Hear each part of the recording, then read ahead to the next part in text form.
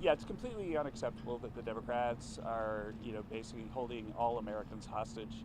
Government workers who aren't being paid, people who need their food stamps, people who travel, people who are now concerned about their travel plans for Thanksgiving. The government is meant to be opened. It's meant to function and be fully funded. And I can say that Russ Vought is doing heroic things to try to minimize the harm from the Democrats' hissy fit about like Donald Trump's success. It's the only explanation for what's wrong right now. Director, I mean, what can President Trump do right now to help open the shutdown? I mean, he's been gone in Asia, he's heading out of town, so what can he do to help reopen the government? Does he need to be meeting with Democrats right now? Well, President Trump just closed a number of historic deals with our Asian allies.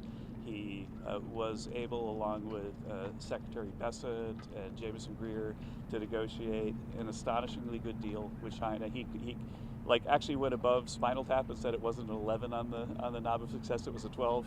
I think I might give it a 13 because if you look at it, China is continuing to pay the tariffs that the president has put in place, but they're also opening up their trade with us and buying stuff from our farmers and so on. But Director, why won't the president meet with Democrats to talk about what they can do? The president takes phone calls all the time, but this is an issue with the Senate. The senators need to do their job. The job of the senator is to be a moderating influence in American culture, in American politics. Chuck Schumer and the Democrats right now are the opposite. And I think that every voter in the world is going to notice that, oh, that guy that I thought was a moderate is not. That they're basically taking orders from Chuck Schumer and AOC and putting Americans in harm's way with their government shutdown, and it's just completely unacceptable. Do you support the elimination of the filibuster? What you mentioned stronger measures last week. President Trump has mentioned that might be an option. That frankly, I don't know how long. I think the Democrats might decide to try to keep the government closed until President Trump's out of office. Who knows? That there's no sense in what they're doing.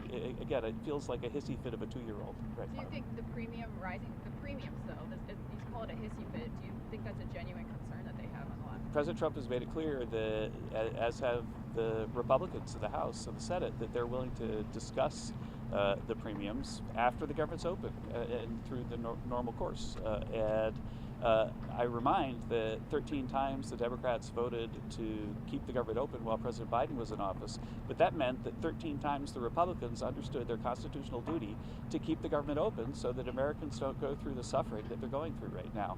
It's completely preposterous that this is like the third time that we've had a government shutdown since President Trump is in office. So basically, when President Trump wins, the Democrats know that they've got a worthy opponent on their hands, and the only option that they seem to have is to shut the government down. And it's just like they're not doing their jobs. I got time for one more question. How would you describe the health of the U.S. economy in light of the cuts of the rates from the Fed?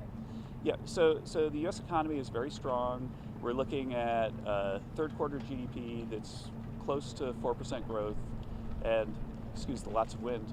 And I think that's a momentum that will carry forward. The government shutdown is looking like it might reduce that number quite a bit, especially going into the fourth quarter.